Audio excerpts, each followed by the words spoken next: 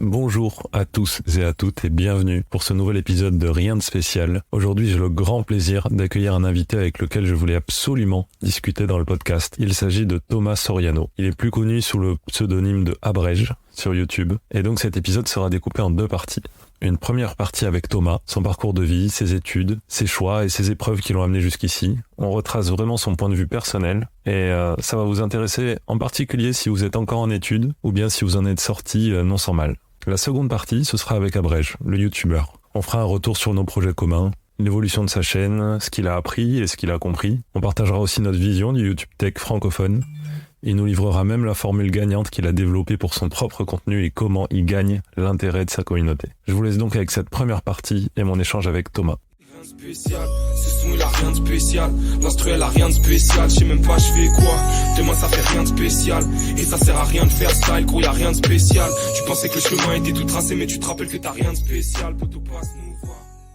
Ça t'a toujours intéressé de bricoler déjà de manière bricolage et puis ensuite électronique puisque t'as fait, fait une école d'ingé par la suite et tout, comment tout ça a démarré? En fait, c'est ça qui est intéressant, c'est que de base, j'ai pas forcément d'intérêt pour le bricolage d'une manière générale.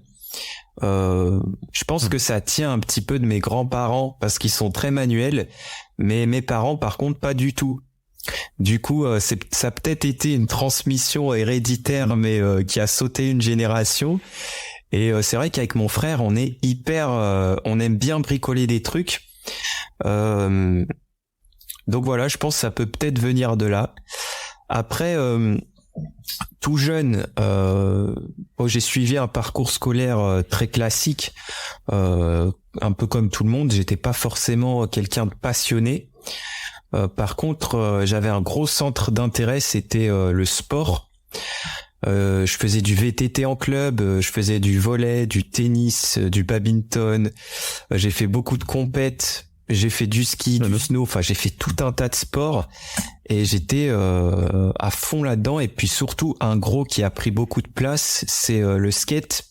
Je me suis mis vraiment à fond dans le skate pendant une période et c'est notamment lié à un autre centre d'intérêt que j'ai que beaucoup de gens ont eu aussi, c'est les jeux vidéo.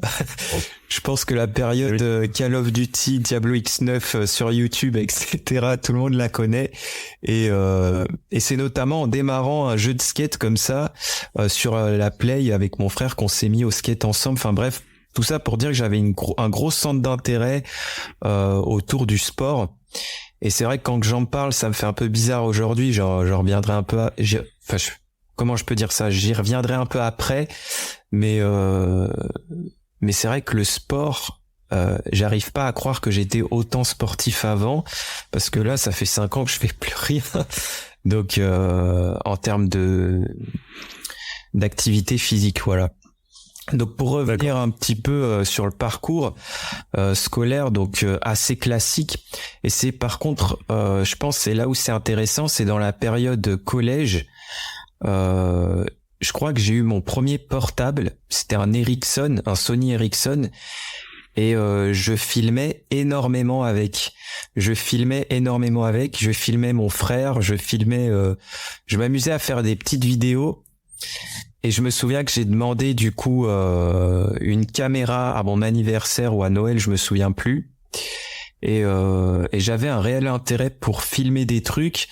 Et puis pour coupler justement cet intérêt avec le sport, quand la GoPro elle est sortie, la toute première, je me souviens, j'ai cassé la tirelire des 400 € et je me suis acheté la première GoPro et j'ai filmé avec ça. Punaise, j'ai tellement filmé. Et c'était un truc de fou la popularité quand c'est sorti. C'était nouveau comme produit.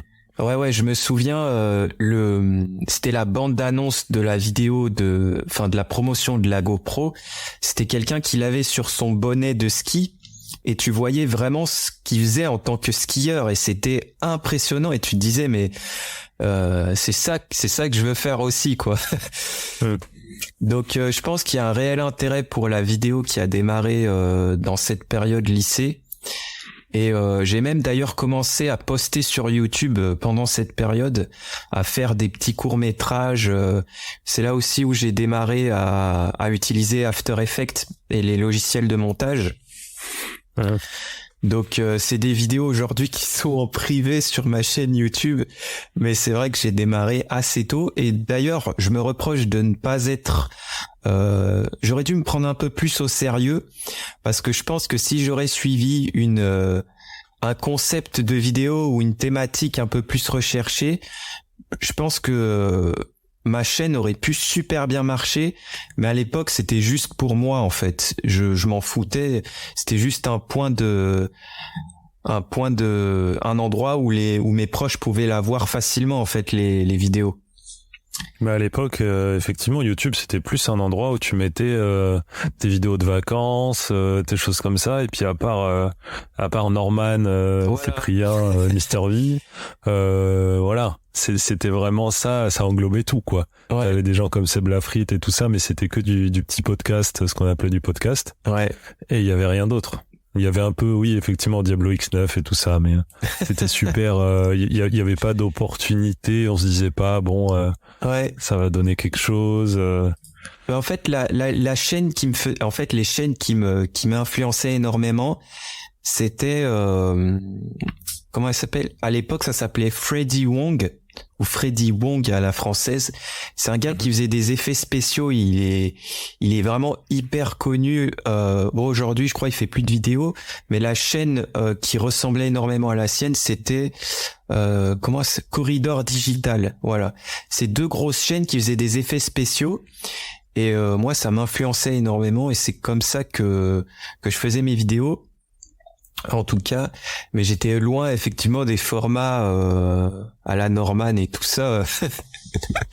C'était pas trop mon truc. Et tu t'imagines que du coup ça aurait plus marché parce que en fait tu t'imaginais pas que c'était possible à ce moment-là, mais maintenant avec le recul tu te dis vu la place qu'il y avait, ouais, c'est si exactement j'avais démarré ça. plus tôt, il suffisait de faire quoi. À ce moment-là, à partir du moment où tu faisais et tu postais, t'avais 90% de chances qu'à un moment ou un autre ça prenne quoi si tu t'y appliques. C'est exactement ça en fait, c'est ce que je disais un peu plus tôt, c'est que j'aurais dû y prendre un peu plus au sérieux, parce que l'opportunité de ouf que j'avais d'être déjà sur la plateforme, mais ne pas vraiment parce que même déjà à l'époque, quand on y repense, j'avais l'impression que les gens qui avaient performé sur YouTube, c'était plus possible en fait de faire comme eux, parce qu'ils étaient déjà il y avait déjà assez de gens populaires en fait.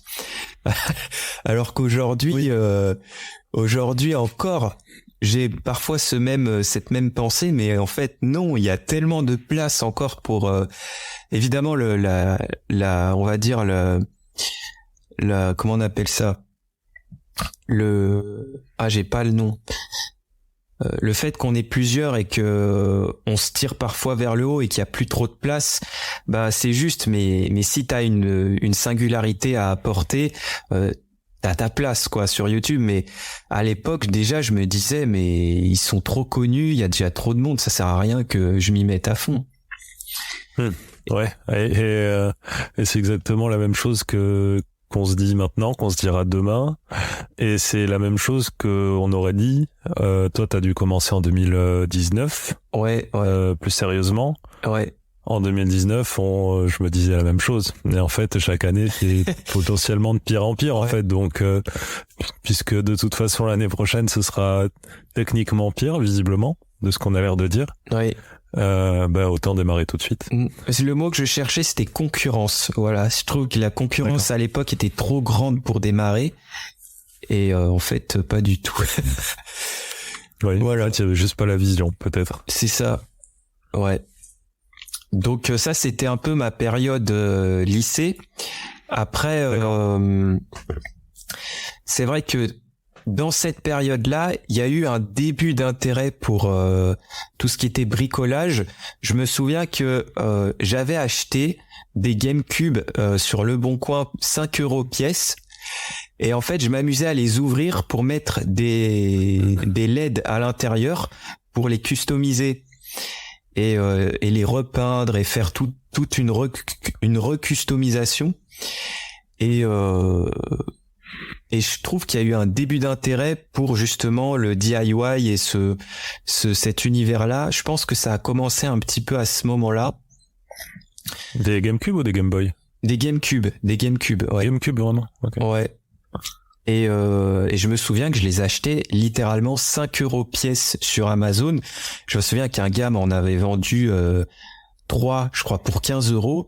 C'est fou, les prix les prix étaient complètement cassés. Aujourd'hui, je suis pas sûr que tu l'achètes 5 € ta GameCube. Tu l'achètes au moins 40, 30, 40. Ouais. Je pense au moins, ouais. Ouais. Et donc, du coup, t'as commencé à toucher tes premiers bandeaux LED, quoi. Exactement. C'est là que je me posais la question de je le branche en série, je le branche en dérivation, mon bandeau LED. Est-ce qu'il faut que je mette des résistances? Parce qu'en fait, c'était même pas un bandeau LED, c'était vraiment des LED par unité que j'assemblais, que je venais souder. Donc c'était la première expérience, on va dire, ouais. Début de réflexion et de me rendre compte qu'en fait tout le ce que j'avais appris en techno, tu sais, au collège ou les cours d'électronique, parce que j'ai fait justement bac scientifique, sciences de l'ingénieur. Donc à la place de l'SVT, j'avais mécanique électronique. Donc malgré le fait qu'on était déjà assez avancé dans ces thématiques-là, j'arrivais même pas au début à savoir comment fallait brancher mes LED, tu vois. Donc c'était vraiment comment je pourrais dire ça, la réalité des choses en fait. Est-ce que ce que j'apprends en électronique à l'école, ça me sert dans le concret? Et en fait, pas vraiment. Donc c'était en fait l'aspect expérimental, il faut vraiment le vivre, tu vois. Personnellement, je trouve, pour s'en rendre compte que l'école ça fait vraiment pas tout, quoi. T'as vraiment compris à ce moment-là que tu peux faire des études d'élec autant que tu veux. Ouais. Si toi tu le fais pas toi-même, ou si ça t'intéresse pas en dehors. Ouais. C'est pas ça qui va t'amener des vraies compétences ou une vraie manière de faire, quoi. Exactement. Mais l'expérience, c'est assez contre-intuitif parce qu'on essaie de la transmettre. J'ai l'impression. Et l'expérience ne se transmet pas, en fait. Ouais. Elle se conseille, elle s'entrevoit, en fait, quand on essaie de la donner, mais ça se donne pas. L'expérience peut se faire qu'en faisant des choses. Ouais. Et donc je pense que le savoir-faire, tu peux le transmettre, mais le savoir-faire, faut le pratiquer, quoi. Si tu le pratiques pas, après c'est sûr que à l'école, je trouve qu'on n'a pas cette je pense que de plus en plus ça c'est en train de changer, mais c'est vrai qu'on manque énormément de choses concrètes à vivre et à expérimenter à l'école. Et de ce fait, moi j'étais pas très doué, hein, faut le noter, à l'école. Je devais presque redoubler ma seconde, enfin pas redoubler, mais je devais avoir une moyenne juste au-dessus de 10, quoi. Ça se trouve même en dessous. Et mes parents étaient persuadés qu'il fallait que je passe en scientifique parce que j'en avais les capacités. Et je me souviens encore, mon prof de maths, j'étais en entretien avec lui et ma maman était là, qui me disait que si j'allais en S, j'allais droit dans le mur, tu vois. Et en fait, j'ai été en S et ça montre à quel point l'école est en fait assez disons que c'est pas dur d'y arriver, même si tu fais forcing, parce que même si j'étais nul, j'ai réussi à râler pas crête à avoir mon bac. Enfin, le bac, on te le donne aujourd'hui, hein, faut dire ce qui est. Oui. Alors même si j'ai eu aucune mention, je l'ai eu mon bac, alors que j'étais vraiment pas doué du tout. Donc ça, c'était vraiment la période lycée. Et après, par contre, vu que j'avais des notes assez basses sur mes notes de bac, sur mes choix post-bac, j'ai été accepté dans aucune école que j'avais choisie. Et oui. Et du coup, je me suis retrouvé à aller au dernier endroit qui restait, Et ce dernier endroit, c'était un DUT, c'était un diplôme universitaire en sciences et génie des matériaux. Et donc j'ai été un peu là-bas par défaut après le bac. Et je me suis dit, j'en suis là, j'y vais un peu au talent, on va dire. Enfin, j'avais un peu comme dans ma manière de voir les choses. Pendant le lycée, je me suis dit on verra bien ce qui m'arrive, comme quand j'ai forcé pour la scientifique, je me suis dit on verra ce que ça donne. Et en fait, j'ai été agréablement surpris par ce DUT parce que c'était complètement différent du lycée. L'emploi du temps changeait toutes les semaines. On avait quasiment plein de matières qui changeaient au fur et à mesure des 2 années que j'étudiais. Donc il y avait vraiment, t'étudiais les métaux, t'étudiais les polymères, t'étudiais la mécanique des fluides, t'étudiais tout un tas de choses. Et c'était hyper enrichissant. Et moi je me suis dit mais c'est génial. Et en fait c'est dans cette période-là que je me suis vraiment intéressé à ce que je faisais. Et malgré le fait que j'étais très nul au lycée, j'ai fini dans les 10 premiers de promo en DUT, et je me suis dit ça m'a mis une claque un peu dans le sens où quand tu tombes dans un bon environnement que tu aimes et qui te correspond, tu peux vraiment facilement performer. Oui, t'as eu un déclic en tout cas à ce moment-là. Ouais, j'ai eu, même si le déclic il s'est fait assez lentement parce qu'on est dans une période un peu où on a envie de travailler moins et réussir, tu vois. Comment travailler moins et réussir, c'est un peu la mentalité qu'on a à ces périodes-là. Ouais. Mais voilà, une agréable surprise, ouais. Alors que plus tard, on est sur alors comment je vais faire pour être plus productif, pour pouvoir faire plus de choses. C'est exactement ça. Et aussi un autre déclic que j'ai eu, c'est que à la fin de ces 2 ans de DUT, on devait faire un stage et j'ai eu la chance moi de le faire au CERN, qui est donc un centre de recherche à Meyrin, donc juste à côté de Genève. C'est le centre. C'est un centre qui a des accélérateurs à particules. Exactement, c'est des collisionneurs à particules et on essaye d'étudier notamment ce qui se passe à la création de l'univers. Enfin, il y avait tout un côté comment l'univers a été créé, enfin un côté scientifique comme ça hyper passionnant. Et moi j'ai notamment travaillé sur la thermique d'un de ces modules collisionneurs. Donc c'était hyper enrichissant, mais le déclic que j'ai eu, qui est très drôle, c'est que un jour on m'a dit en plein milieu du stage, Thomas, ça va bientôt faire 1 mois de stage, tu peux aller voir la secrétaire pour donner ton IBAN. Et je dis, on est payé? Tu sais, j'étais genre, on est payé? Je revenais pas et on nous payait 1500 € par mois. Alors je sais pas si c'était sur 3 mois ou 2, je m'en souviens plus. Mais je me souviens le déclic que j'ai eu, je m'ai dit mais en fait, ce que je suis en train de faire, on va aussi me payer, tu vois. Et je suis rentré un peu, j'ai découvert à ce moment-là le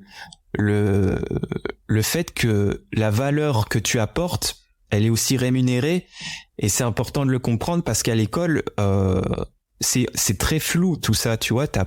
Si t'as pas d'expérience de petits boulots à droite à gauche, c'est difficile de voir ce que tu es en train d'apprendre, on va te rémunérer plus tard en fait. Et donc cette expérience, ça m'a fait un déclic et je me suis dit ah ouais, j'ai envie de continuer à apprendre plus et tout parce que là j'ai du concret, on me paye quoi. Et c'est déjà ouf qu'on me paye 1500 € alors que je suis pas forcément diplômé, tu vois. Et oui, c'est vrai qu'à l'école, on essaye d'apprendre des choses, on essaye malheureusement à ce moment-là d'en faire le moins possible. Ouais. Et on se dit juste si je vais jusqu'au master, j'aurai un bon job quoi. C'est ça.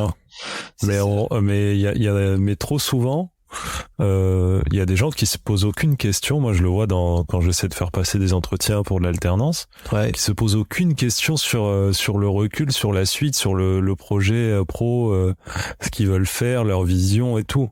Ils se disent juste moi il y a marqué communication, je fais un master de com, je coche toutes les cases de l'offre d'emploi quoi. Point. Ouais, Mais c'est pas trop ça En fait, au lycée, c'est un peu la période plus t'en fais moins, plus t'es cool, tu vois. Et quand t'arrives post-bac, c'est plus t'en fais, plus t'es cool. C'est l'inverse, en fait. C'est un énorme problème, ça, quand même, au lycée, que le fait que... Le problème, c'est que si tu veux avoir aussi une vie sociale, il faut le dire, correcte. Ouais. Bah, il faut pas que t'aies trop bonnes notes, quoi. C'est vraiment super con.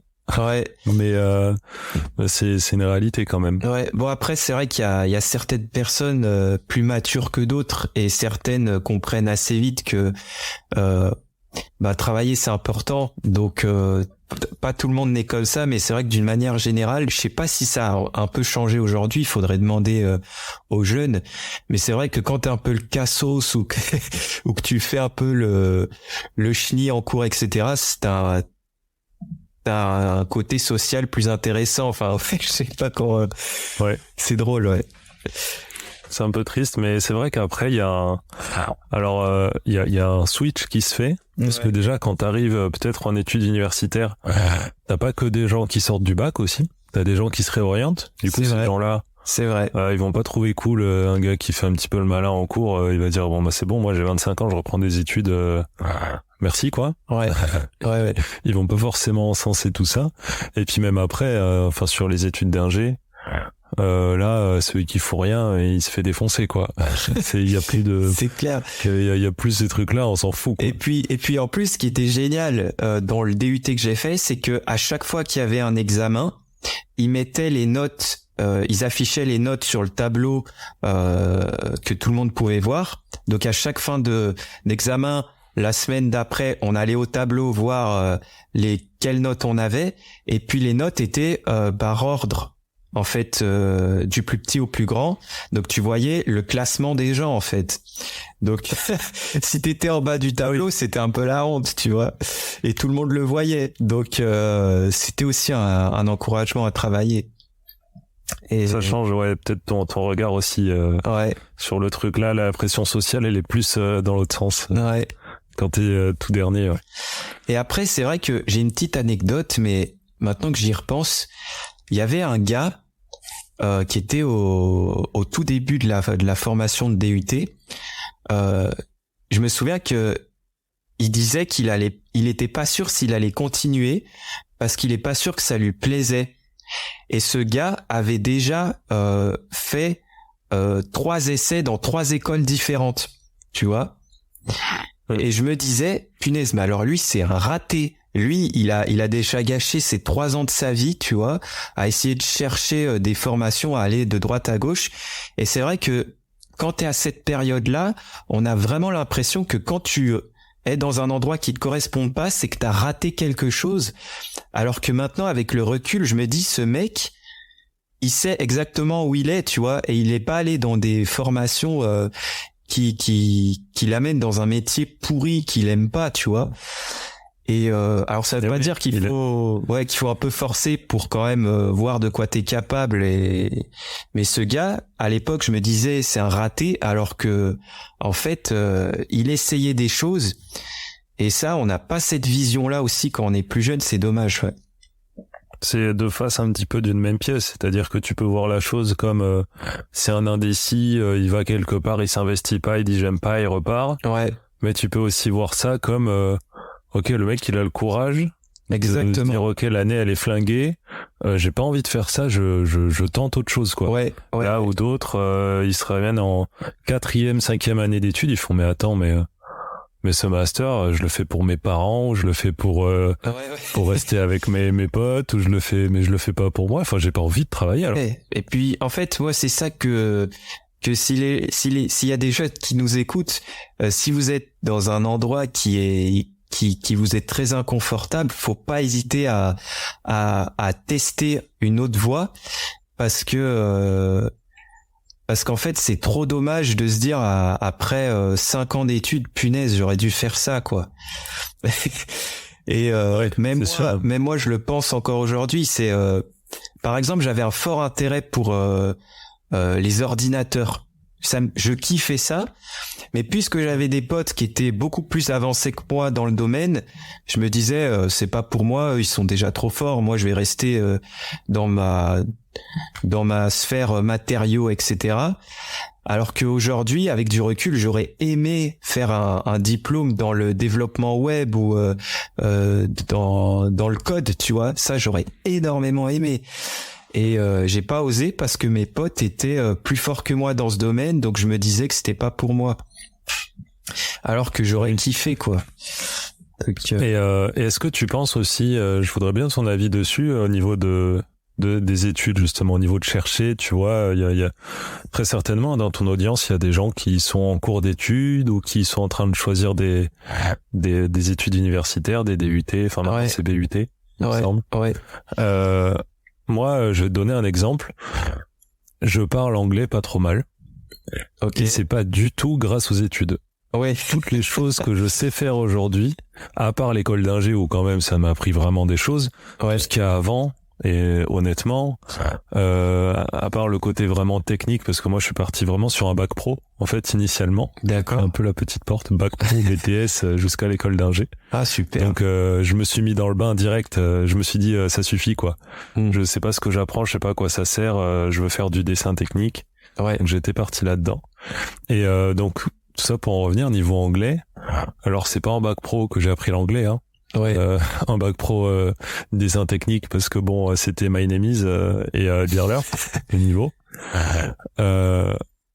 C'est pas en BTS parce que BTS bon, on a appris un petit peu, mais tu vois, c'est des formations techniques. Mm-hmm. Au final, c'est ce que tu fais à côté. J'ai l'impression, moi, c'est parce que je m'intéressais au basket, à la NBA, que je regardais des articles en anglais et tout ça. Mm-hmm. Donc, est-ce que pour toi, pour faire un parallèle avec toi, est-ce que ta manière de découvrir, en fait, c'est toi qui as découvert par toi-même, pas sur les études, mais toi par toi-même en faisant avec tes GameCube, custom, etc.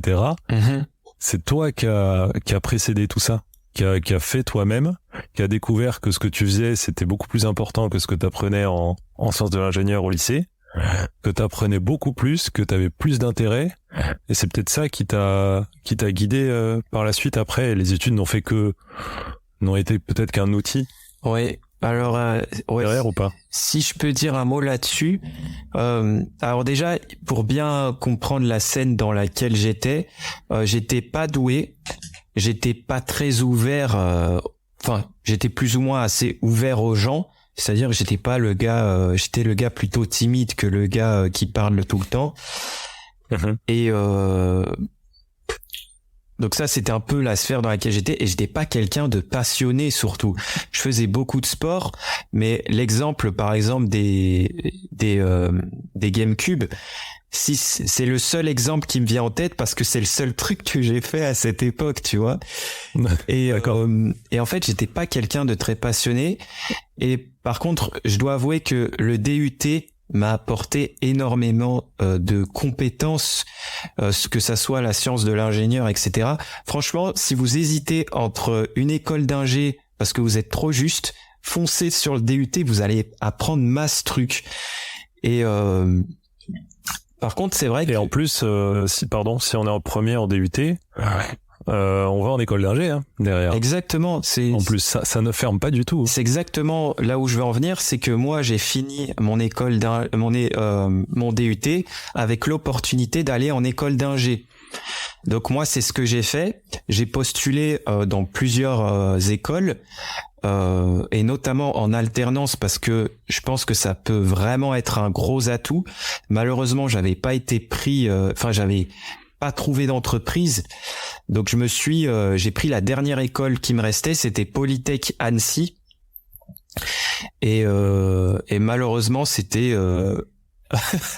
là par contre, je considère que j'ai gâché 3 ans de ma vie. Bon, rien n'est gâché, mais en fait, c'est ce que tu disais un peu plus tôt, c'est que si tu démarres ton diplôme, si tu n'as pas une vision plus ou moins claire de ce que tu veux faire après, c'est dangereux parce que tu t'engages dans un parcours et possiblement plusieurs années de ta vie qui mérite peut-être que tu essayes d'autres choses. Parce que j'ai l'impression que quand on a fini un gros diplôme, on se dit, on a passé tellement de temps là-dedans qu'on va se forcer à continuer, tu vois. Et c'est un peu dommage. Donc moi, par exemple, l'école d'ingé, même si j'ai fait un bon DUT, je trouvais ça dommage de continuer sur l'école d'ingé qui me restait, qui n'était pas forcément intéressante. Et moi, je l'avoue clairement, sur les 3 ans d'école d'ingé que j'ai fait, j'ai beaucoup plus appris en DUT en 2 ans qu'en 3 ans en école d'ingé. Et en DUT, on fait beaucoup plus d'expérience. En fait, on a des TP, donc des travaux pratiques, et en école d'ingé, pas du tout. Après, ça dépend les écoles, bien sûr. Moi, j'étais vraiment dans la mauvaise. Donc c'est pour ça. T'as pas eu l'opportunité d'en trouver une, en tout cas, qui avait une pédagogie qui t'aurait tiré vers le haut, quoi. C'était pas ton profil. En plus. Après, il y en a, on pratique beaucoup. Moi, j'en ai fait une, c'était que de la pratique. Ah ouais? Ok.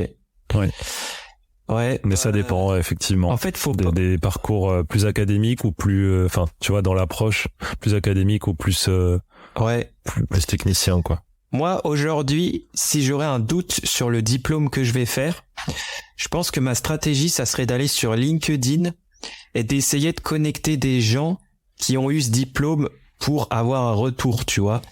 Parce que en fait, le problème de certaines écoles, c'est qu'elles sont malheureusement, elles sont pas honnêtes. Franchement, des fois, c'est pas honnête parce que moi, quand j'ai choisi cette école Polytech, il y avait justement une spécialisation mécatronique, donc qui est hyper intéressant puisque c'est de l'info, c'est de l'élec, c'est de la méca, donc c'est de la robotique, c'est tout ce qui un peu me passionne, une partie de mes passions aujourd'hui. Et la manière dont ils m'ont vendu cette spécialité, c'était vraiment malhonnête parce qu'on nous disait, regarde, vous allez piloter des robots, vous allez faire des trucs machin, etc. Et en fait, le robot, je l'ai jamais vu, quoi. Je l'ai vu que une fois, c'était mon sujet de stage au Japon. Parce que c'est moi qui avais choisi en plus le sujet, j'avais carte blanche. Mais sinon, on m'a vendu un truc et je me souviens même d'un pote de classe qui avait pris rendez-vous avec le directeur pour lui dire, écoutez, on s'est fait arnaquer, c'est quoi votre délire, quoi.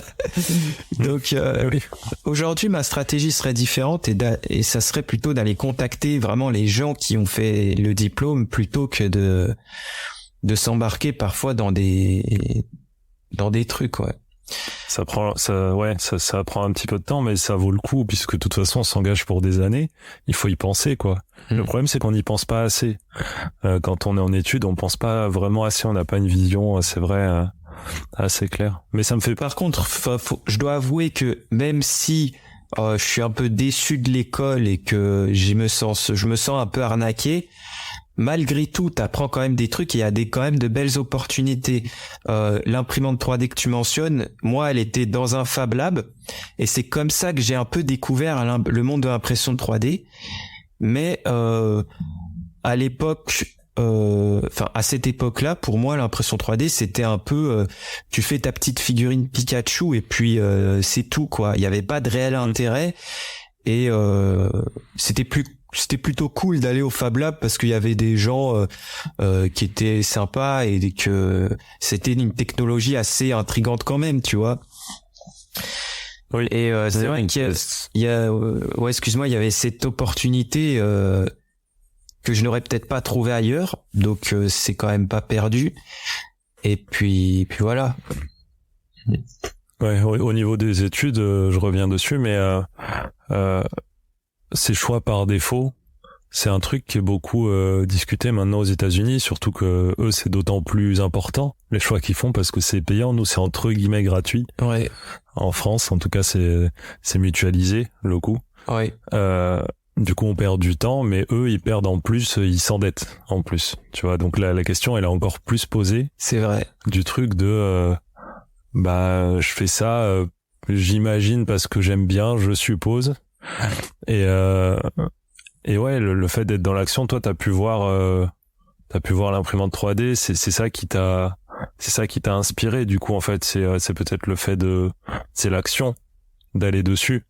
Alors que imagine, t'aurais été étudiant passif, disons, comme beaucoup, dans ton parcours. Tu serais pas allé au Fab Lab, t'aurais pas eu la curiosité et tout ça. Ouais. T'aurais eu aucune idée de ce que tu faisais, si ça te plaisait vraiment ou pas, quoi. Ouais, ça démarre toujours par une intention, je pense, c'est ce que tu veux dire. Et ça démarre par et est-ce que là où je veux en venir, c'est que c'est ta vie. Enfin, au début, tu y penses pas comme ça. Quand t'es en études, tu penses que c'est juste le chemin. Exactement. C'est comme ça. Je vais passer tant d'années. J'en ai déjà fait une. Ça s'appelle c'est théorisé, c'est les coûts irrécupérables. Il y a Science Étonnante qui a fait une vidéo là-dessus, super intéressante. Cette histoire de coûts irrécupérables. Là, j'ai déjà fait 1 an, du coup, je vais pas gâcher. C'est ça. En fait, si à l'instant T, c'est pas ce que tu veux faire, ton année, tu vas de toute façon pas la récupérer. Par contre, ce que tu peux récupérer, c'est peut-être la prochaine. C'est peut-être éviter d'en faire 2. Ouais. Donc, il faut aussi voir l'instant T. Et là où je veux en venir, c'est que c'est vraiment ton temps de vie assez important, quoi. En plus, c'est ta jeunesse et tout. Et tu le fais un peu par défaut, malheureusement. Ouais. Si on est dans une attitude de passivité, après ça reste un peu le mood des jeunes d'une manière générale. Enfin, pas tous, mais je pense que c'est pas forcément ce qu'il y a de plus grave. Parce que faut le mentionner aussi, je pense que ça demande si je me remets si je me mets à la place du Thomas de l'époque, c'est vrai que ça demande énormément de courage d'oser d'arrêter sa formation pour changer une autre. On perd ses copains, on perd peut-être une opportunité, on perd la confiance de ses parents et tout. Et c'est vrai que ça demande beaucoup de courage. Et c'est pas grave si on n'a pas le courage tout de suite et que parfois on est obligé de terminer ses études. C'est parfois, on est même parfois obligé. Là, je viens de lire le livre de Kevin Tran. Tu sais, le Rire Jaune, il a sorti son bouquin là il y a à peine quelques jours. Donc moi je l'ai lu et c'est vrai que lui, il était forcé de finir ses études, il était forcé de finir son diplôme pour pouvoir faire du YouTube à plein temps parce que ses parents ne voulaient pas que il fasse YouTube. C'était le deal en fait. C'était le deal. Chez lui, c'était je fais ce que je veux, je fais autant de vidéos que je veux du moment que j'ai mon diplôme. Exactement. Et donc parfois on est contraint de cette manière, mais c'est pas grave en fait. Et il faut prendre ces années difficiles parfois d'études et en tirer le meilleur, quoi. L'école d'ingé que j'ai faite, même si elle m'a pas plu, l'opportunité que j'ai eue d'aller au Japon pour travailler un sujet de stage dans la robotique, c'était une expérience incroyable et peut-être qu'une autre école ne l'aurait pas proposé. Donc même si on n'est pas optimisé et que on perd quelques années d'études, il y a toujours du meilleur à en tirer. Et mais c'est vrai que maintenant quand j'y pense, tu sais ce qu'ils nous faisaient faire en DUT? En DUT, ils nous faisaient faire des dictées. Je te promets, hein. On avait des dictées parce que ils s'étaient rendus compte que les 3/4 des élèves qui arrivaient en DUT ne savaient pas écrire français correctement. Alors que que 2 années avant ou 1 année avant, on a un bac de français, quoi. C'est-à-dire qu'on est formé pour le français, mais qu'est-ce qu'on fait? On apprend des textes qui veulent rien dire. Bon, je vais me faire taper par les profs de français, mais je me dis pourquoi dans nos études, on s'occupe pas parfois des choses vraiment essentielles de la vie. Comment gérer son argent, comment bien écrire en français, justement, même si on a des lacunes, tu vois. Enfin, il y a tellement de choses qu'on pourrait mieux apprendre, mais des fois, on est contraint par cette éducation française c'est dommage. Ouais, c'est dommage. Ça, tu vois, sur des études plus en bac pro, par exemple, on avait cours de prévention sécurité, et en fait, dedans, on avait appris notamment à regarder une fiche de paye, à remplir un chèque. Ouais. Et en fait, c'est hyper utile, quoi. Et t'en as, ils sont en master, je pense que s'ils ont fait que la fac, ils savent pas remplir un chèque. Hein. Ouais. Et pour revenir sur le rire jaune et tout ça, sur Kevin Tran. Ouais. Ce que tu disais, du coup, ça refait écho. C'est que ce que t'as fait, ce que lui, il a fait, c'est, en fait, ce qui a décidé de son avenir et de sa valeur qu'il apportait, ce qu'il a pu faire comme métier, c'est ce que lui faisait. De son initiative. Tu vois, il a continué les études par défaut, et je pense qu'il y a quand même travaillé parce que c'est quand même du taf. Ouais. Mais à côté, c'est ce que lui a fait en plus, ce qu'il a fait vivre, ce qu'il avait envie de faire, tu vois, en se levant le matin, qui l'a amené jusque là. Et toi, c'est peut-être, ça fait un peu écho, j'ai l'impression, parce que ton école d'ingé, le programme visiblement n'était pas adapté à ce que tu voulais faire. Ouais. Et mais par contre, c'est ton intérêt pour l'électronique, pour la robotique, etc., qui t'ont amené à te pousser à dire je vais chercher un stage au Japon. Et en fait, le stage, c'est entre guillemets, c'est toi qui es allé. Ouais. Le stage, il a plus lien avec toi qu'avec l'école finalement. Tu vois. C'est vrai. En fait, du coup, toutes les choses que t'as fait, même l'opportunité que ça t'a donné, au final, c'est quand même toi. Ça vient quand même de toi. Ouais, c'est vrai que maintenant que j'y repense, on était vraiment que j'étais seul à aller au Japon parmi toute la promo de base, et j'avais un copain qui est qui devait partir en Chine, je crois, mais ça le bottait pas trop d'y aller seul, donc il s'est dit finalement je vais aller avec toi Thomas, on va y aller à deux au Japon, ça va être donc du coup c'est vrai que on est allé seulement à deux au Japon parmi toute une promo, et c'était une opportunité du coup qu'on n'était que deux à saisir alors qu'il y avait quand même plus de place. Donc c'est vrai que je suis assez heureux d'avoir fait ce choix, parce que c'était une super expérience, et notamment pour parler anglais, hein. Tu disais ça tout à l'heure que c'est pas à l'école qu'on apprend l'anglais, c'est vrai. Et malgré le fait que j'ai fait entre l'école d'ingé et le DUT, je suis parti un an en Écosse. Pour faire ce qu'on appelle un DUETI. Donc c'est une sorte de prolongation du DUT dans une autre spécialité. Et donc tout était en anglais, hein, forcément. Mais bien évidemment, on était plusieurs à partir. Et comme par hasard, on nous a mis tous les Français dans la même pas la même chambre, mais le même espace. Et du coup, on parlait jamais anglais, quoi. Donc ça c'est l'énorme souci. Hein. Ouais. Et sur un an là-bas, alors oui, j'ai progressé en anglais parce que là-bas je me suis fait des amis chez qui je suis allé manger. Du coup je devais me débrouiller par moi-même. Mais mes 2 mois de stage au Japon, et là, j'ai été baigné vraiment dans l'anglais parce que y avait que Brian avec moi, et on était que deux. Donc même si on parlait de temps en temps français, enfin on parlait quasi tout le temps français entre nous, mais il y avait une vraie dimension où on devait communiquer avec son maître de stage, vraiment. Enfin, j'étais beaucoup plus baigné dans un environnement où je devais me débrouiller, et il y avait que l'anglais pour ça.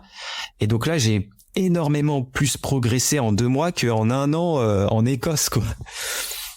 Eh oui, parce que vous étiez deux, donc vous allez pas vous parler tous les deux. Voilà, on était deux. Donc il y a forcément des moments où t'es là, quoi. Et puis mes collègues de stage, il travaillait dans une autre salle. Donc mes collègues, là je dis une bêtise, il travaillait avec moi, mais il y avait tout plein d'autres personnes qui travaillaient avec nous, donc on était obligés quelque part de parler anglais, quoi.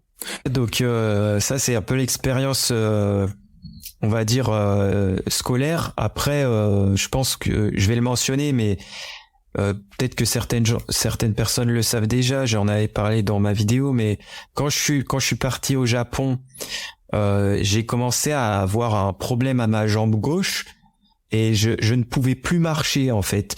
Et c'était très étrange parce que c'était pas comme si je m'étais blessé, c'était comme un engourdissement dans la jambe en fait. Comme s'il y avait un truc qui allait pas, et du coup ça fait que je pouvais plus marcher. C'était hyper bizarre. Et heureusement que mon frère était aussi en stage au Japon à ce moment-là, et donc on a fini nos stages en même temps, et on a pris du coup le même avion, et ça m'a un peu sauvé la vie parce qu'il a pu venir m'aider, porter mes bagages et tout, parce que moi j'étais vraiment mal en fait. Et quand je suis rentré du Japon, il me restait ma dernière année d'études à faire. Mais en rentrant du Japon, j'ai donc une maladie qui s'est déclarée complètement à mon insu. J'étais, comme je mentionnais aussi au tout début, je faisais beaucoup de sport. J'étais en super santé. Je mangeais pas salement. Et une maladie aussi forte qui me tombe dessus à faire des crises, pas possible, le corps qui part en sucette. Je me dis mais c'est pas possible, qu'est-ce qui m'arrive? Et en fait, malgré les analyses de sang, les analyses, les IRM, tous les trucs que j'ai fait, tout est au clair sur les analyses. Je vais bien. Il y a aucun problème, aucune carence dans les analyses. Pourtant, mon corps, les symptômes hyper puissants que j'ai de la peine à respirer. Je me lève tous les matins, je fais des insomnies, je me lève tous les matins avec des migraines pas possibles. Je me dis mais qu'est-ce qui m'arrive quoi? D'où vient le problème? Et en fait, en investiguant un peu plus, je me suis rendu compte que j'avais certainement peut-être cette maladie de Lyme où on est piqué par un tic en forêt. Ça peut se transmettre aussi par un moustique, enfin bref. Et vu que je faisais beaucoup de VTT quand j'étais petit, je me suis peut-être fait piquer à ce moment-là, puis je l'ai pas vu. Donc la maladie s'est installée gentiment dans mon corps. Et puis puisque je suis rentré du Japon, il y a eu le décalage d'horaire, j'ai eu du mal à me reposer. Le système immunitaire au plus bas, la maladie s'est dit allez, on fait tout péter. Et malheureusement, je suis tombé dans une situation extrêmement difficile de santé. Et je dis miraculeusement parce que c'est vraiment miraculeusement que j'ai terminé ma dernière année d'études par des concours de circonstances, on va dire. Je suis tombé dans le bon groupe je me suis débrouillé d'une manière. J'ai eu mon diplôme d'ingé aujourd'hui et tu l'as eu. Je l'ai eu, mais je ne peux pas l'exercer puisque j'ai essayé de travailler en entreprise malgré mon rétablissement et c'est impossible. Même en télétravail, je ne pouvais pas travailler. Donc unique solution après 2-3 ans, je pense 2 ans et demi. Ou plutôt 2 ans, je me suis dit Thomas, t'es dans le même état, même si c'est un peu progressé malgré ton traitement de la maladie. Je me revois dans la vidéo FAQ en train de dire que j'allais bien à 70%, donc 70% à l'époque. Mais aujourd'hui, quand je me regarde dire ça, je me dis punaise, j'étais bien courageux de le dire, mais j'étais bien en dessous en termes d'énergie. Et donc seule solution qui s'offre à moi, je me dis Thomas, si tu restes comme ça encore pendant des années, il faut que tu te débrouilles pour avoir au moins un parcours professionnel qui te permette de vivre, tu vois. Donc je me dis je vais me former, donc je fais des formations en ligne un petit peu par jour, peut-être 30 minutes, 1 heure par jour. Donc je fais du développement web, je fais du développement d'applications Swift et je me dis je vais faire du freelance en fait. Donc je fais mon CV freelance une fois les petites formations faites, etc. Et en fait je commence à réfléchir et je me dis mais Thomas, ça va être aussi un problème parce que si je me lance dans des missions, je vais avoir la contrainte de rendre un travail j'ai des contraintes de temps, j'ai des délais, etc. Ouais. Et je me dis c'est ça en fait qui bloque et c'est ça qu'il faut que je brise parce que ça sera trop de pression pour moi si pendant 1 mois je vais extrêmement mal, comment je vais rendre les trucs dans lesquels je me suis engagé. Donc ça devient compliqué en fait et je me dis même le freelance ça va pas le faire. Et je me dis autant faire donc en fait je me suis dit par la force des choses, je me suis retrouvé à faire ce qui me passionne entre guillemets. Donc j'ai beaucoup joué aux jeux vidéo. Je me suis enfermé sur moi-même et j'ai commencé à acheter une imprimante 3D. Donc à l'époque, j'avais acheté la Ender 3, très connue. Et j'ai commencé à faire des petits trucs et je me suis dit, allez, vas-y, je reprends la chaîne YouTube et je fais des vidéos. Je suis mon seul patron, je sors quand je veux de vidéos et tout. Donc ça a commencé comme ça. Et c'est comme ça que j'ai sorti des vidéos petit à petit et que j'ai commencé à avoir un intérêt, on va dire, pour cette possibilité professionnelle. Je sais pas comment dire ça, mais je me suis dit que je peux en vivre. En fait, je peux peut-être en vivre parce qu'à la fin de la première année, ça m'a fait, je crois que j'ai terminé l'année avec 20 000 abonnés. Donc c'était un très bel encouragement pour une première année. Très bel encouragement, ouais. Mais pour revenir un peu du coup, donc t'es au Japon, effectivement t'as l'engourdissement de la jambe, tu commences à sombrer dans une maladie qui au début est complètement dans l'inconnu.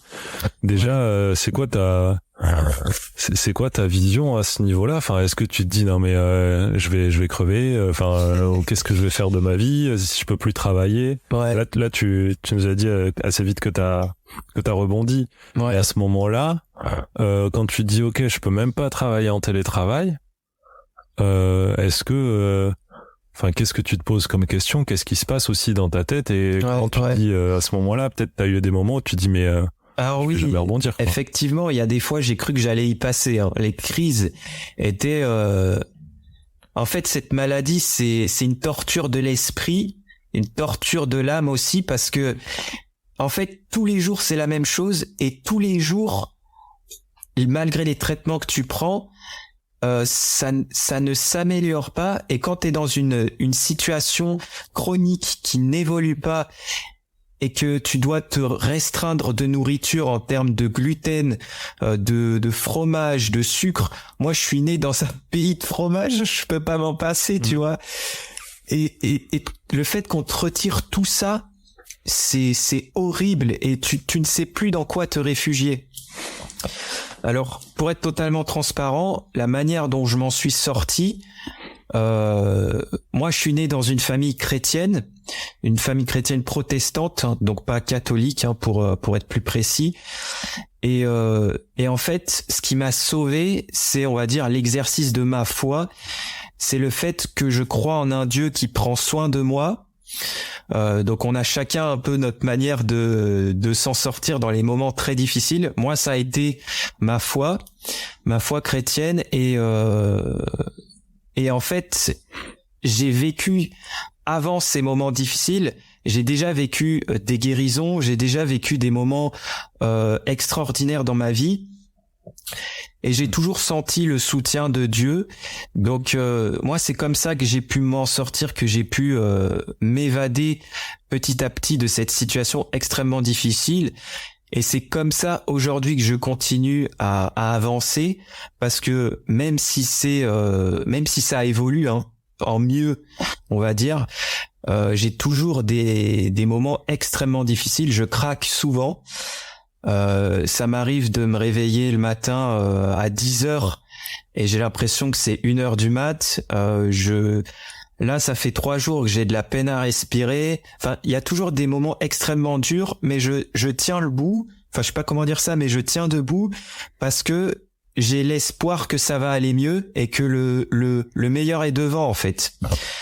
Et donc voilà comment moi je m'en suis sorti et comment j'avance encore aujourd'hui. J'ai développé une certaine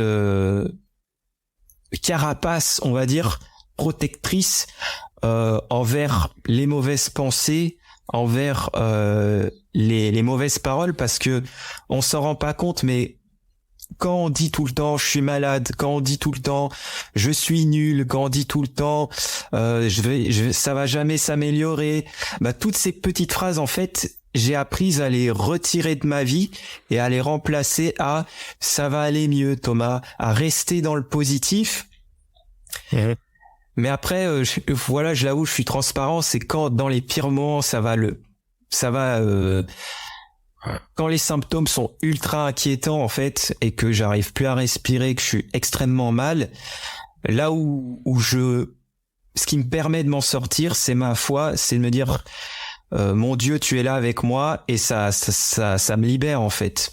Voilà, donc tu te dis que tu seras pas abandonné à 100% et qu'il y a forcément voilà un point où tu vas toucher le sol et puis prendre une impulsion. Exactement. Même si ça te met au sol. Puis pour être plus concret, on va dire dans ce que je vis, c'est que ces mots que je disais que j'ai retirés, par exemple, je ne vais jamais guérir et tout ça, je les remplace par des versets de la Bible. Moi, c'est ce que je fais.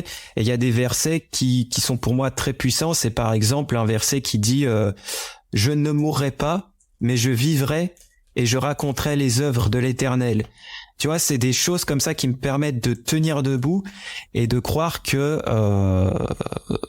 voilà, je ne suis pas fait pour vivre la maladie. Je suis fait pour autre chose. Et voilà. Voilà un petit peu ce que je veux dire là-dessus. Ouais. Ça te guide un petit peu aussi, mais ça c'est quelque chose cette phrase là que tu viens de dire. Tu vois, moi qui suis pas religieux pour le coup ou peu importe, quelqu'un qui a une autre religion peut s'en servir. Ouais, aussi. Ouais. Et peut se l'approprier. Ça c'est je sais pas ce que t'en penses, mais les textes religieux etc. c'est aussi et enfin en tout cas j'espère pas que pour les adeptes ou les croyants, mais aussi c'est des choses de vie. Toi tu peux te l'appliquer. Je suis là pour apporter, je suis là pour créer. Tu vois, il y a des phrases comme ça. T'as pas besoin d'être croyant pour que ça que ça résonne en toi, et ça résonnera pas sur le même sujet d'une personne à l'autre, mais ça résonnera aussi. C'est ça. Et puis c'est vrai qu'il y a quelque chose que moi je suis croyant, donc les personnes peut-être non croyantes vont moins raisonner avec ça, mais je trouve que dans la terre, enfin l'espace vivant dans lequel on vit, je crois qu'il y a aussi une dimension spirituelle, et je crois que le mal existe. Pour moi, le mal existe et c'est pas dur de s'en rendre compte. Parce qu'on vit tellement dans des choses chaotiques avec ces bruits de guerre, c'est horrible quoi de se dire qu'il y a autant de mauvaises choses qui se passent dans le monde. Donc pour moi le mal existe, et le fait de prendre conscience que oui, ça existe peut-être, toute cette dimension spirituelle, je peux peut-être trouver ma réponse là-dedans.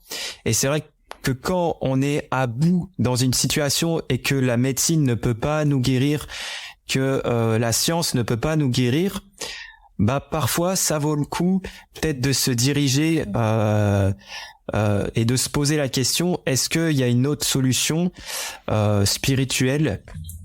Voilà, donc moi c'est la direction dans laquelle je suis, voilà. Ok. Ouais. Oui, ça peut résonner pour certaines personnes. Tout le monde après, pas forcément sur l'aspect religieux, mais même qu'on soit religieux ou pas, j'estime que l'étude des religions peut, même pour quelqu'un qui serait très cartésien, etc., a du sens aussi. En fait, à partir de ces choses-là. Exactement. En fait, à partir du moment où on a une espérance en quelque chose et que cette espérance est positive, ça ne peut que nous encourager à aller mieux. Et donc donc certains c'est la religion et d'autres c'est peut-être l'optimisme naturel qu'on peut avoir. Enfin, j'en sais rien. Voilà. Mais tu sais, maintenant il y a une nouvelle religion qui s'appelle entre guillemets le développement personnel. Ouais. C'est un peu pareil en fait, c'est-à-dire que t'as un certain nombre de croyances et d'espérances et de préceptes qui sont différents pour chacun, mais il y a un parallèle dans une certaine mesure qui peut se faire, parce que dans le développement personnel, c'est souvent tu peux y arriver, tu es destiné à ceci, cela. Exact. Alors que ce soit réel ou pas. Hein. Après, en termes de destinée, chacun croit à ce qu'il veut. Mais que ce soit vrai ou pas, ça va te pousser, ça va te donner un espoir. C'est vrai que t'as raison. Pour rebondir sur ce que tu dis, le développement personnel a complètement explosé. Disons que cette religion, entre guillemets, a complètement conquis notre génération. Moi, je me revois plongé dedans il y a quelques années à lire plein de livres sur le développement personnel, comment faire tant d'argent en 3 mois, en 1 an, la semaine des je sais plus comment c'est le titre, je laisse ce livre, mais la semaine de 4 heures peut-être. Ouais, des 4 heures ou des 5 heures, je sais plus. Tout ça, j'ai tout lu, et c'est vrai que à la fin que t'as tout lu, tu te sens bien, tu te sens encouragé. Mais c'est vrai que tu te sens, au final, bon, maintenant, qu'est-ce que je fais?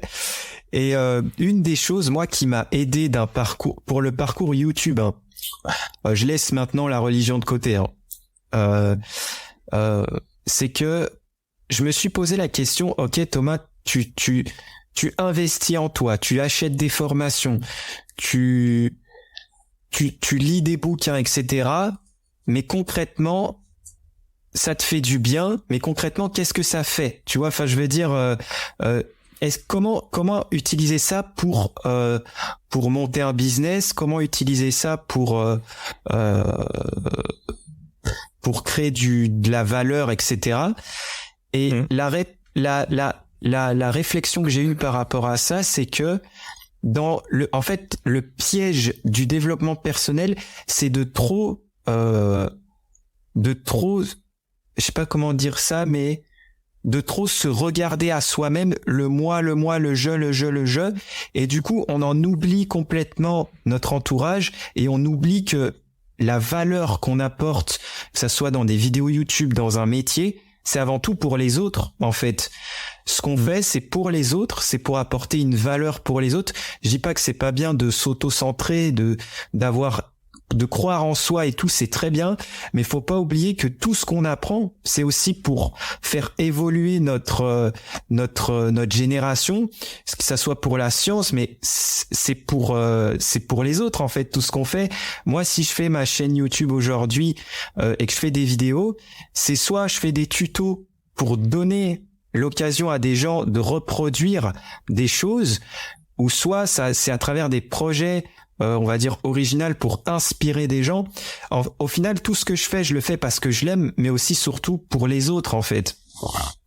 Et c'est un petit peu cette réflexion-là que j'ai eue. Le développement personnel est incroyable, il faut le faire, et il faut le faire continuellement, mais il faut pas oublier que ce qu'on fait, c'est pour les autres.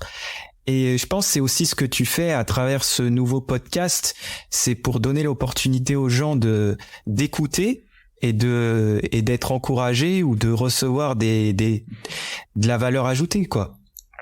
Oui, clairement, c'est pour j'espère en tout cas que les auditeurs en sortent vraiment de la valeur. Ouais. Moi, pour te dire, il y a plusieurs raisons, hein, le podcast. Déjà, la première chose, c'est que ça s'appelle Fais des trucs. Ouais. Le podcast. Ouais. Et que c'est vraiment ça porte bien son nom parce qu'en fait, j'ai juste lancé le podcast, point. Déjà. C'est déjà le point de départ. Donc juste, tu le fais. Si t'as envie de le faire, bon, a priori, ça demande un micro à 30 € et un petit hébergement à 15 € et puis c'est tout, quoi. Si vraiment tu veux faire au plus minimaliste. Ouais. Donc déjà, tu n'as pas besoin de faire beaucoup de choses.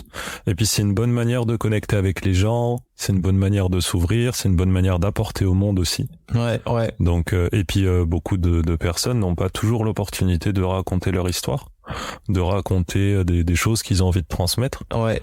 Que pour rebondir sur ce qu'on a dit tout à l'heure sur notre discussion de l'éducation en général, une chose peut-être qui peut aider les gens qui nous écoutent, qui sont un peu perdus dans cette période scolaire, faut pas oublier que ce que vous apprenez en ce moment, ça va être pour ça va être pour les autres, en fait.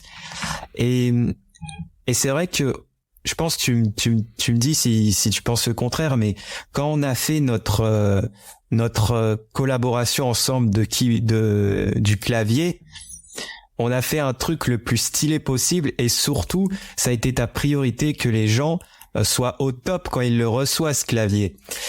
Et ça peut et ça peut peut-être vous aider à vous aiguiller dans votre parcours scolaire. Qu'est-ce que vous ferez gratuitement pour les autres, en fait?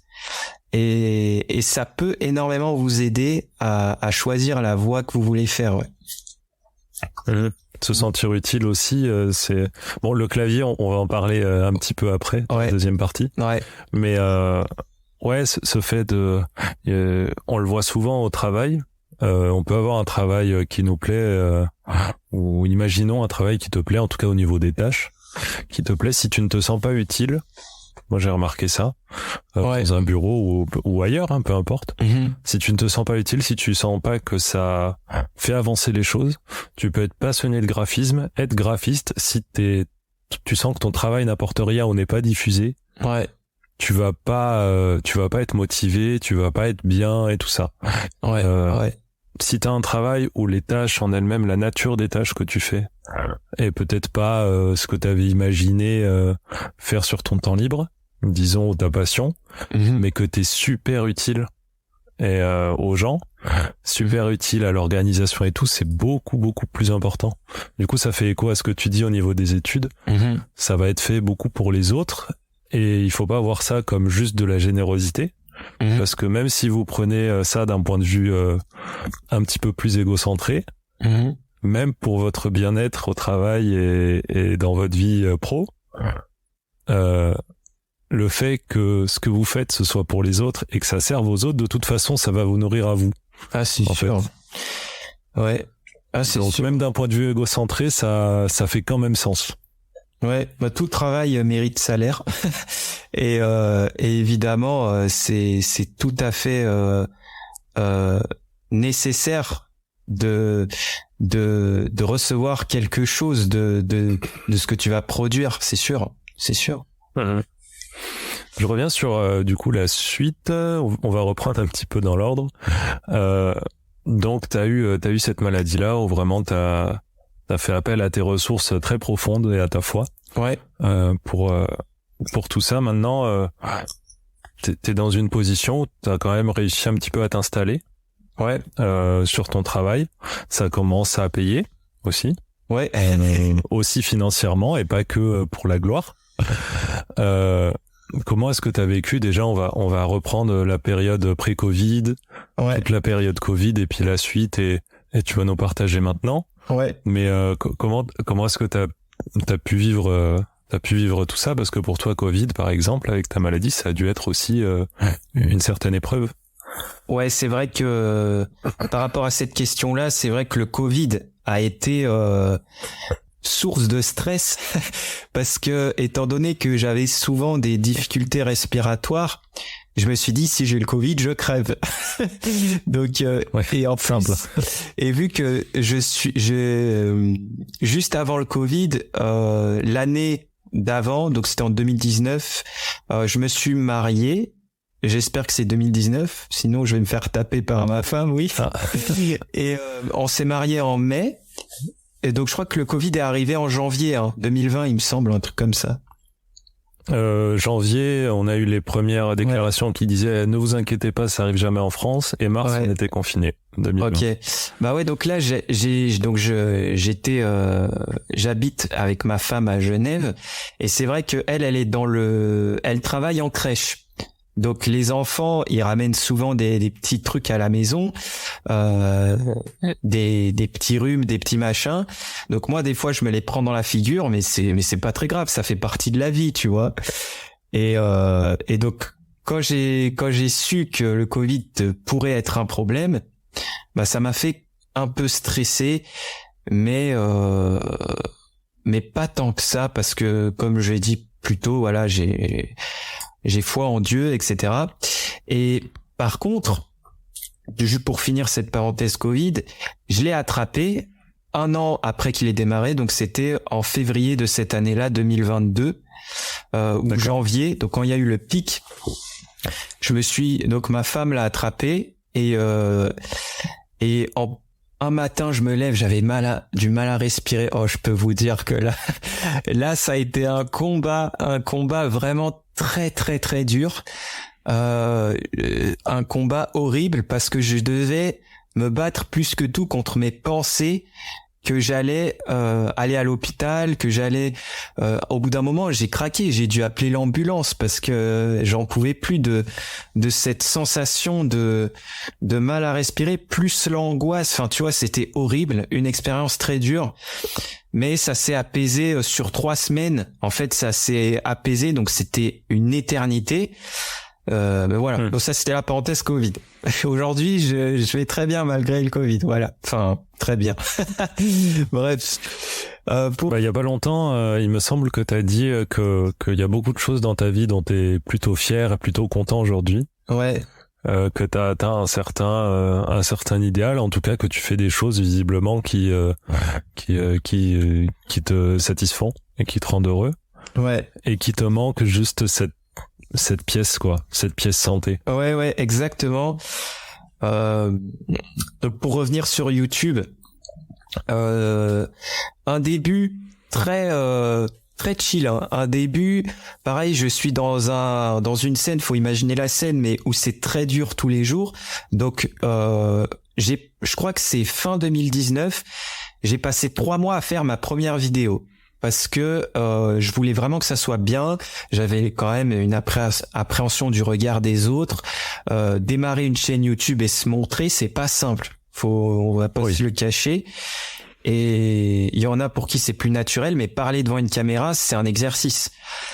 Et après 3 mois de travail, je décide de ne pas sortir cette vidéo parce que je ne suis pas assez content de ce que j'ai fourni dans ma vidéo. Le montage me plaît pas forcément, finalement je me trouve trop ridicule, etc.